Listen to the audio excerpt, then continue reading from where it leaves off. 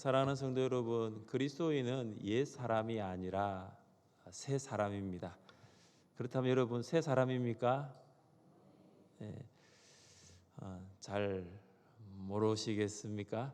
그러면 제가 두 가지 질문을 드릴 테니까 여러분이 두 가지 질문에 네라고 대답하면 여러분 새 사람입니다. 먼저는 여러분은 예수 그리스도를 나를 죄에서 구원하신 구주와 삶을 다스리는 주인으로 고백합니까? 네. 또 한 가지 질문은 여러분은 천지를 창조하시고 섭리하시는 하나님을 아버지라고 부르고 있습니까? 네. 그렇다면 이 두 가지 질문에 아멘으로 대답했다면 여러분은 새 사람이 맞습니다. 다시 한번 묻겠습니다. 여러분 새 사람입니까? 아멘.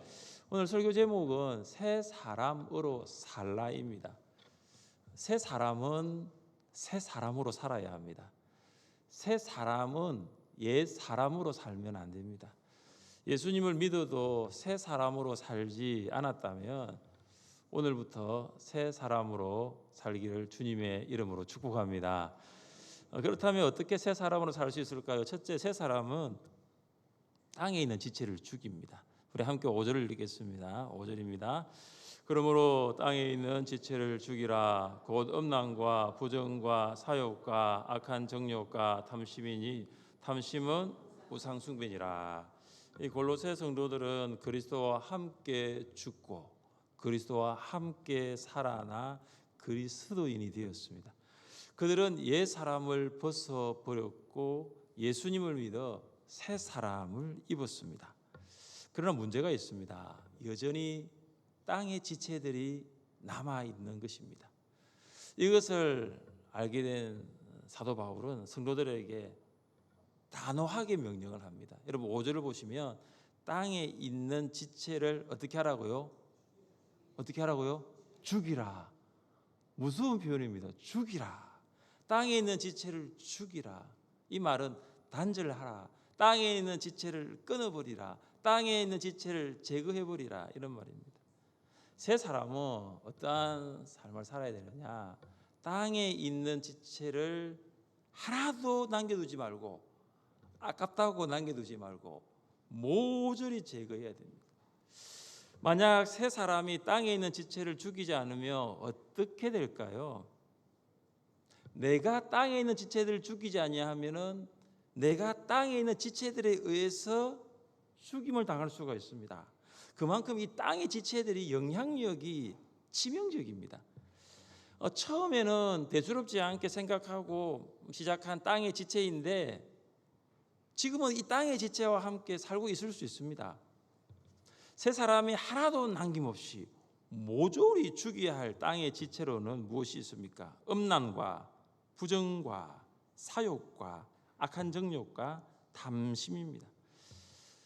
음란은 모든 형태의 불법적인 성행위, 이 음란이에요. 부정은 이 음란이라는 행위, 그러니까 음란은 행위에 초점인데 부정은 음란이라는 행위가 일어나지 않더라도 음란과 관련된 생각, 음란과 관련된 의도가 바로 부정이에요. 그리고 사욕과 악한 정욕은 둘 다 성적인 죄를 가리키는데 사욕은 뭐냐면 육체적인 면, 그리고 악한 정욕은 정신적인 면입니다. 정리하자면 이 네 가지 음란, 부정, 사욕, 악한 정욕은 모두 성적 부도덕과 관련되어 있어요. 그리고 땅의 마지막 지체가 뭡니까? 마지막 다섯 번째가 뭐죠? 탐심이죠. 탐심. 탐심은 문자적으로는 더 많이 가지려고 하는 욕망입니다. 그러니까 새 사람도 예외가 아니라는 것이죠. 재물에 대한 욕망, 권력에 대한 욕망, 성에 대한 욕망, 이 새 사람에게도 있습니다. 바울은 이 탐심을 가리켜서 우상 숭배라고 합니다. 여러분 이 탐심과 우상 숭배의 이 관계를 보시면서 왜 바울이 탐심을 우상 숭배라고 했을까요? 제가 방금 말씀드렸죠. 탐심은 재물을 더 많이 가지려고 하는 것, 권력을 더 많이 가지려고 하는 것, 성이라는 어떤 그 특정한 대상을 더 많이 가지려고 하는 거예요. 그런데 이 여러분 처음에는 내가 더 많이 가지려고 했는데 점점 더 어떻게 되냐면 여기에 집착하게 되고 여기에 빠져들게 되고 나중에는 이것을 사랑하기까지 합니다. 그래서 탐심의 대상이 결국은 우상숭배 대상이 됩니다. 우상은 눈에 보이는 형상을 넘어서는 거죠. 구약시대에 눈에 보이는 형상에 국한되었다면 이 신약시대 바울이 이야기하는 것은 하나님보다 더 사랑하는 것이 바로 우상입니다. 하나님보다 더 중요하게 여기는 것, 하나님보다 더 섬기는 것, 이게 우상이죠. 재물이 대상이 되어도 권력이 대상이든지 성이 대상이든지 상관없어요. 하나님보다 더 사랑하고 하나님보다 더 섬기는 모든 것은 우상이 될 수 있습니다. 세 사람이 살기 위해서도 필요한 것들이 참 많죠. 재물이 필요하죠. 근데 더 많은 재물을 가지려고 하는 것은 바로 탐심입니다. 세 사람은 탐심에 따라 살아가는 것이 아니라 만족하며 살아가는 거예요. 우리 같이 한 말씀을 읽어보겠습니다. 우리가 세상에 아무것도 가지고 온 것이 없음에 또한 아무것도 가지고 가지 못하리니 우리가 먹을 것과 입을 것이 있은즉 족한 줄로 알 것이니라. 아멘. 여러분 집에 먹을 것과 입을 것이 있습니까? 네, 족한 줄로 아십시오. 감사하십시오. 더 많이 가지려고 하는 탐심을 버리세요. 이미 하나님이 나에게 먹을 것, 입을 것, 살고 있는 집, 일하는 직장 주셨다면 그것에 만족하십시오. 만약 우리가 더 많은 것을 가지려고 하는 이 탐심에 사로잡히면 우리도 수단과 방법을 가리지 않을 수 있어요. 우리도 수단과 방법을 가리지 않고 더 많은 것을 가지려고 할 것입니다. 그렇게 되면 하나님으로부터 점점 멀어집니다. 절대 새 사람으로 살아갈 수 없습니다. 새 사람은 되었는데 분명히 새 사람이 되었는데 새 사람으로서는 살아갈 수가 없어요. 사랑하는 성도 여러분, 새 사람도 땅의 지체들 앞에 죄를 짓고 넘어질 때가 있습니다. 우리 생각이 성적 부도덕과 탐심을 향할 수 있어요. 우리 행동이 땅의 지체가 있는 곳으로 점점 나아갈 수 있습니다. 혹시 생각하고 있으면 그 생각을 내려놓으시기 바라고, 땅의 지체의 생각에서 행동으로 나아가고 있다면 지금 거기서 멈출 수 있기를 바랍니다. 우리가 거기서 멈추지 않는다면, 우리의 생각조차 내려놓지 않는다면, 우리의 행동조차 그곳에서 멈추지 않는다면 어떻게 될까요? 6절 말씀, 6절을 함께 읽겠습니다. 이것들로 말미암아 하나님의 진노가 임하느니라. 이것들이 뭐죠? 앞에 있는 5가지 땅의 지체, 음란부터 탐심까지 있는 이 땅의 지체, 이것으로 말미암아 뭐가 임하느냐? 하나님의 진노가 임합니다. 하나님의 심판이 임합니다. 예수님 안 믿는 사람에게 임하는 심판이 아니에요. 새 사람이 되었지만 새 사람으로 살지 않고 여전히 땅의 지체들과 함께 산다면 그 사람에게 하나님의 심판이 있습니다. 하나님의 심판이 임하는 때는 우리가 보면은 현재보다는 미래라고 생각하죠. 새 사람이 땅의 지체들과 더불어 죄를 지어도 현재 나는 괜찮은 것 같아. 나는 이 5가지와 나는 생각도 하고 행동도 하고 이들과 함께 살아가는데 내가 지금 하나님의 심판도 임하지 않는데 나는 괜찮은 것 같아. 여러분 안심하지 마십시오. 땅의 지체들을 단절하지 아니하고 땅의 지체들과 계속해서 죄를 지으며 하나님의 심판 결코 피할 수 없습니다. 왜냐하면 예수님이 재림하실 때 땅의 지체를 죽이지 않는 새 사람, 하나님의 심판을 받기 때문입니다. 사랑하는 성도 여러분, 새 사람은 새 사람으로 살아야 합니다. 한번 따라해 보십시다. 새 사람은 새 사람으로 살아야 합니다.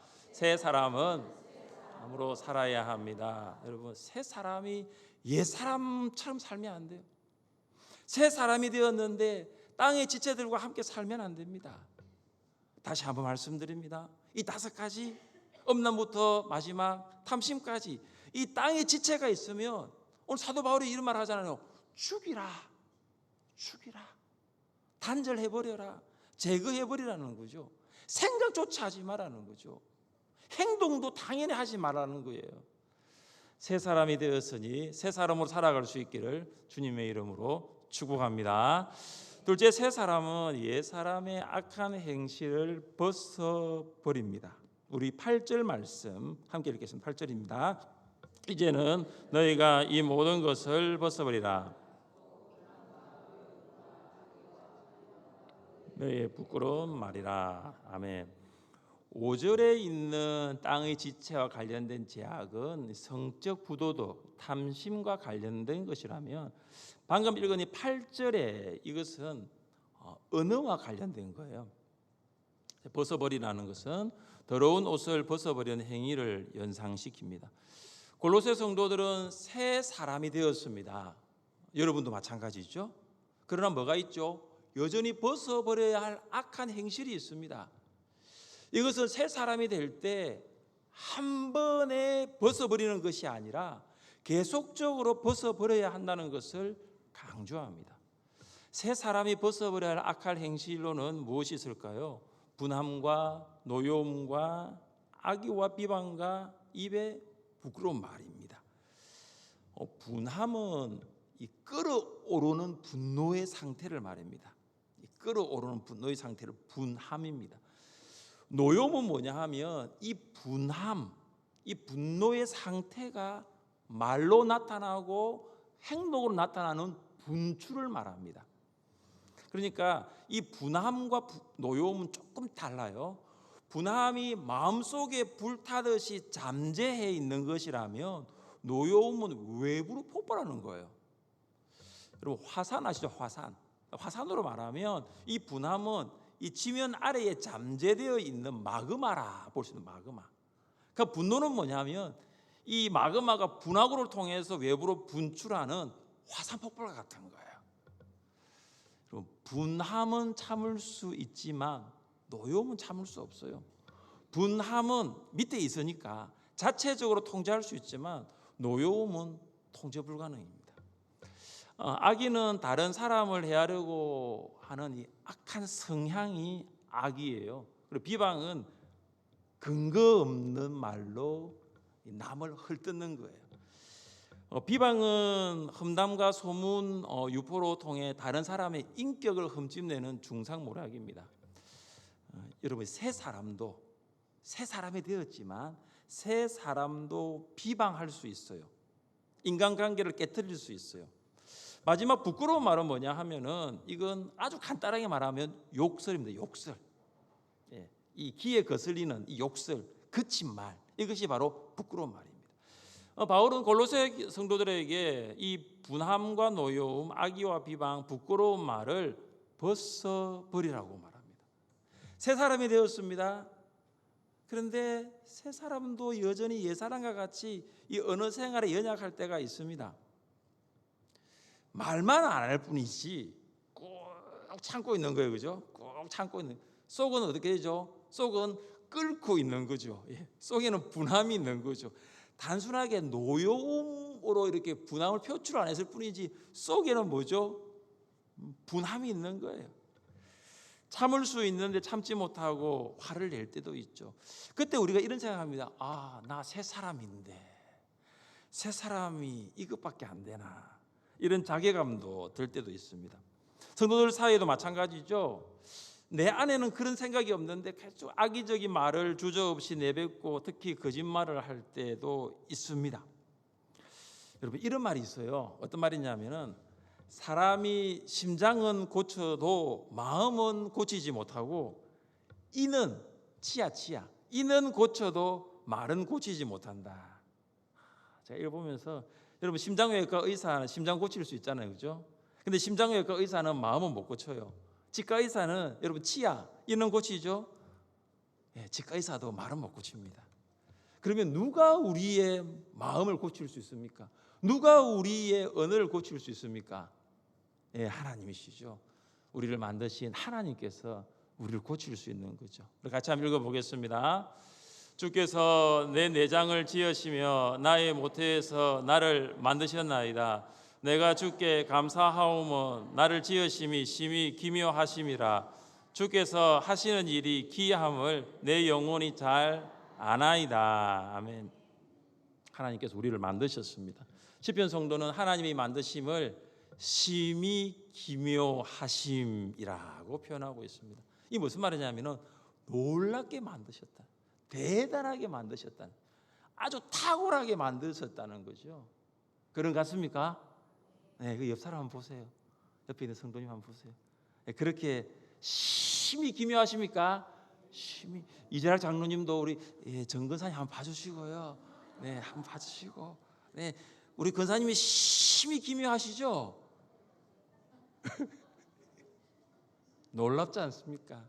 대단하지 않습니까? 고귀하지 않습니까? 탁월하지 않습니까? 세상의 모든 물건을 만든 사람이 가장 잘 고칩니다. 그렇다면 우리를 만드신 하나님께서 우리를 가장 잘 고치십니다. 여러분, 하나님께서 여러분의 어떤 부분을 고쳐 주시기를 원하십니까? 오늘 이 두 번째 우리의 악한 행실을 보면서 저는 하나님께서 우리의 이 언어 생활, 우리의 입술, 이걸 좀 고쳐 주시기를 원해요. 그래서 우리가 하는 말이 영혼을 죽이는 말이 아니라 영혼을 살리는 말, 영혼을 망가뜨리는 말이 아니라 영혼을 세우는 말을 할 수 있기를 주님의 이름으로 축복합니다. 마지막 세 번째, 세 사람은 거짓말을 하지 말아야 합니다. 우리 함께 9절을 읽겠습니다. 9절입니다. 너희가 서로 거짓말을 하지 말라. 옛 사람과 그 행위를 벗어버리고. 바울은 지금 거짓말하는 이 죄를 지금 다른 죄와 특별하게 다르게 지금 언급하고 있습니다. 제가 8절의 이 내용이 언어와 깊은 관련이 있다고 했는데, 지금 바울은 8절에서 거짓말을 이야기하는 것이 아니라 따로 9절에서 거짓말을 떼내어서 지금 이야기를 하고 있는 거죠. 왜 그럴까요? 한번 생각해 보십시오. 다른 말과 함께 거짓말도 이야기하면 되는데 왜 9절에서 이렇게 따로 이렇게 떼내어서 설명하고 있을까요? 이것은 5절에 있는 그 땅의 지체와 같이 이 거짓말이 아주 흔하게 나타나기 때문에, 너무 흔하기 때문에, 너희가 서로 거짓말을 하지 말라는 이 말은 다른 말로 거짓말하는 습관에 빠지지 말라라는 거예요. 그냥 한두 번 거짓말하는 게 아니라 골로새 성도들도 습관처럼 거짓말을 하는 거예요. 여러분, 거짓말이 습관입니다. 처음 거짓말할 때는 어떻습니까? 이게 심장이 콩콩거리고 얼굴도 빨개지고요, 말도 더듬기도 하고. 근데 여러분, 이게 습관이 되면 어떻습니까? 전혀 어색하지가 않아요. 새 사람이 되기 전에 거짓말하는 것이 이상하지 않았다는 거죠. 왜냐하면 공중의 권세 잡은 자 사단의 지배를 받기 때문이죠. 여러분, 사단은 거짓의 아비입니다. 아담과 하와를 거짓으로 미혹하고 죄를 짓게 만들었습니다. 선악을 알게 하는 나무의 열매만 따먹지 말라고 하신 하나님의 말씀을 에덴 동산의 모든 나무의 열매를 따먹지 말라는 말로 바꾸어 버린 자가 바로 사단이에요. 사단은 하나님의 말씀의 진리를 거짓으로 바꾸어 버렸습니다. 새 사람은 예수님을 구주와 주님으로 믿고 고백한 사람입니다. 할렐루야. 새 사람 안에는 예수님이 계십니다. 예수님이 진리이십니다. 예수님을 마음에 모신 새 사람은 거짓말을 해서는 안 되죠. 여러분, 이 거짓말의 영향력이 엄청납니다. 관계를 분열시킵니다. 신뢰를 깨트립니다. 그리고 갈등을 일으켜서 서로를 불신하게 만들어요. 바울은 골로새 교회 성도들이 거짓말을 하지 말아야 할 이유를 말합니다. 여러분, 이 거짓말을 하지 말라 하면요, 이게 어떻게 보면은 굉장히 거부 반응이 보일 수가 있어요. 그러나 여러분, 거짓말을 하지 않아야 할 당위성을 설명하면 거짓말을 하지 않는다는 것을 우리가 알 수 있습니다. 바울이 바로 이야기하고 있죠. 이것이죠. 옛사람과 그 행위를 벗어버리고 새 사람을 입었으니, 이겁니다. 옛사람과 그 행위를 벗어버리고 너희가 새 사람이 되었으니 어떻게 해요? 거짓말을 하지 말라라는 거예요. 거짓말은 옛사람의 행위입니다. 새 사람은 옛사람의 행위를 벗어버렸습니다. 새 사람 옆에 옛사람이 있어 거짓말을 하더라도 새 사람은 옛사람의 행위를 따라갈 수 없습니다. 본질적으로 새 사람이 되었기 때문입니다. 오늘 부부가 이렇게 함께 오신 우리 성도님들이 계신데 혹시 부부 사이에 거짓말한 게 있으면 잘 생각을 해보시고 오늘 집에 가셔서 손을 꽉 잡고 꼭 이야기하십시오. 여보, 내가 얼마 전에 거짓말을 했네요. 미안해요. 꼭 이야기하십시오. 왜냐하면은 성령께서 우리 그렇게 말씀하시는 거예요. 바울은 골로새 성도들에게 이 세 사람에 대해서 이제 정리를 합니다. 우리 함께 10절 말씀 읽어보겠습니다. 10절입니다. 세 사람을 입었으니 이는 자기를 창조하신 이의 형상을 따라 지식에까지 새롭게 하심을 입은 자니라. 여기 보시면 창조하신 이는 하나님을 말씀하고 있고요, 창조하신 이의 형상은 예수님입니다. 그러니까 세 사람은 어떤 사람이냐 하면 하나님의 형상이신 예수님을 따라 새롭게 하심을 입은 자입니다. 세 사람의 정의가 마치 예수님을 따라 새롭게 되었다는 느낌을 주기에 충분합니다. 그런데 여러분, 원문에 보면 이 세 사람은 어떤 사람이냐면 예수님을 따라 새롭게 된 사람이 아니라 예수님까지 계속하여 새롭게 되는 사람입니다. 그래서 세 사람은 새롭게 된 사람이 아니라 새롭게 되는 사람입니다. 우리는 새 사람이 되었지만 성적인 죄에 노출되기 쉽고 더 많이 가지려고 하는 탐심이 우리를 지배합니다. 그리고 우리는 새 사람이 되었지만 여전히 언어적인 표현이 서툴고 심지어 사람과 상황에 따라 거짓말도 하기도 합니다. 그러니까 여기에서 핵심이 뭐냐면 우리는 이미 새롭게 된 사람이 아니라 새롭게 되어가고 있는 사람이라는 것이죠. 어떻게 하면 새롭게 되어가는 새 사람이 될 수 있을까요? 마라토너가 이 마라톤을 할 때 마지막 골인 지점을 생각하면서 달려가지 않습니까? 새 사람은 그러면 무엇을 바라보면서 가야 되느냐? 새 사람의 마지막인 예수님을 생각하면서 계속하여서 변화되는 거예요. 오늘 이 10절의 지식이 바로 그것입니다. 이 지식이 하나님의 형상이신 예수 그리스도를 아는 지식입니다. 예수님을 알면 알수록 새 사람은 예수님처럼 새 사람이 되어갑니다. 사랑하는 성도 여러분, 예수님을 알기 위해서 무엇을 해야 할까요? 여러분, 무엇을 하면 예수님을 알 수 있을까요? 뭘요? 성경을 읽어야 되죠. 성경. 여러분, 성경 덮어놓고 예수님 알 수 없습니다. 성경의 중심이 예수님이시잖아요. 구약은 오실 예수님, 신약은 오신 예수님. 우리가 다 알고 있잖아요. 너희가 성경에서 영생을 얻는 줄 생각하고 성경을 연구하거니와 이 성경이 곧 내게 대하여 증언하는 것이니라. 이 예수님 직접 하신 말씀이에요. 성경은 바로 나에 대한 말씀이라는 거예요. 여러분, 성경을 읽어야지 예수님을 알아갈 수 있고 예수님을 알아갈 때 내가 새 사람으로 되어가는 것입니다. 성경을 읽음으로 예수님을 알아가기 위해 힘쓰시기를 바랍니다. 여러분, 이건 노력이 필요합니다. 노력. 그냥 알아가지는 게 아니에요.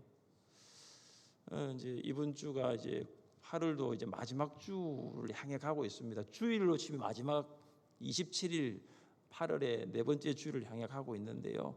어떻습니까? 성경 많이 읽으셨습니까? 많이 읽으셨습니까? 여러분, 우리가 성경을 읽지 아니하면 결코 예수님을 알아갈 수 없어요. 그래서 예수님을 알아가는 것은 평생의 과정입니다. 예수님을 알아야 예수님을 닮아갈 수 있습니다. 평생에 걸쳐서 계속적으로 예수님을 배우고 순종해야 합니다. 그래서 새 사람 안에는 누가 보이냐 하면은 예수님이 보입니다. 여러분을 볼 때 다른 사람이 주님의 모습이 여러분 안에 있다는 것을 볼 수 있어야 합니다. 교회만 다니는 사람의 모습에는 종교성을 가진 사람의 모습은 있을 수 있겠지만 예수님을 닮은 모습은 없을 수 있어요. 성경을 통해서 예수님을 알아가려고 하는 노력이 없이는 결코 예수님을 닮아갈 수가 없습니다. 성경을 통하여 예수님을 알아가고 새 사람으로 되어져 가시기를 주님의 이름으로 축복합니다. 이 새 사람에는 차별이 없습니다. 오늘 본문 11절 같이 읽겠습니다. 거기에는 헬라인이나 유대인이나 할레파나 무할레파나 차별이 있을 수 없나니 오직 그리스도는 만유시요 만유 안에 계시니라. 세 사람은 여기 보시면 헬라인, 유대인 같은 민족적인 구분을 뛰어넘어요. 유대인들은 헬라인들을 이교도라고 불렀고 부도덕하고 하나님의 은혜와 무관한 자라고 경멸했습니다. 세 사람은 할레파, 무할레파와 같은 종교적인 구별도 초월합니다. 세 사람은 야만인이나 스구디아인을 구분한 문화적인 경계도 뛰어넘어 버립니다. 여러분, 야만인은 헬라말을 못하는 사람입니다. 스구디아인은 야만인 중에서 가장 천박한 자를 가리킵니다. 종과 자유인 사이의 구별 같은 이 경제적인 구분도 없어요.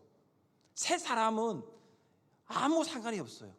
여러분, 세상은 사람을 구분하죠. 민족적으로 구분하고 종교적으로, 문화적으로, 경제적으로, 사회적으로 구분합니다. 근데 그리스도 안에는 이런 차별이 아무 의미가 없습니다. 바울 당시 기독교 공동체 안에도 이런 차이들은 존재하였습니다. 여러분, 그러나 그것은 성도 간의 교제에 결코 장애물이 될 만한 것은 아니었습니다. 만약 이런 것들이 우리 하늘샘 교회 안에서 우리의 평원과 초원과 목장 안에서 방금 제가 말씀드린 이런 것들이 성도의 교제에 장애물이 된다면 생각해 봐야 되는 거예요. 나는 과연 새 사람인가? 나는 과연 새 사람인데 새 사람으로 살아가고 있는가라는 거죠. 굉장히 중요한 거예요. 그래서 오늘 본문 마지막은 그리스도는 만유시요 만유 안에 계십니다 라고 말씀하고 있습니다. 그리스도는 모든 것이 되시고 그리스도는 모든 것 안에 계십니다. 예수 그리스도 안에는 모든 차이가 다 녹아버립니다. 모든 차이가 다 와해되어 버려요. 모든 차별이 다 붕괴되어 버리는 것이 바로 그리스도 안이라는 것이죠. 사랑하는 성도 여러분, 여러분이 그리스도인이라면 옛 사람을 벗어버리고 새 사람을 입어야 할 줄 믿습니다. 여러분, 새 사람은 다른 성도들을 바라볼 때에 세상의 기준으로 바라보지 않습니다. 주님의 마음으로 바라봅니다. 옛 사람을 벗고 새 사람을 입어 예수 그리스도를 알고 예수 그리스도를 닮아가는 여러분 되시기를 주님의 이름으로 축복합니다. 우리 자리에 함께 일어나 찬양하겠습니다.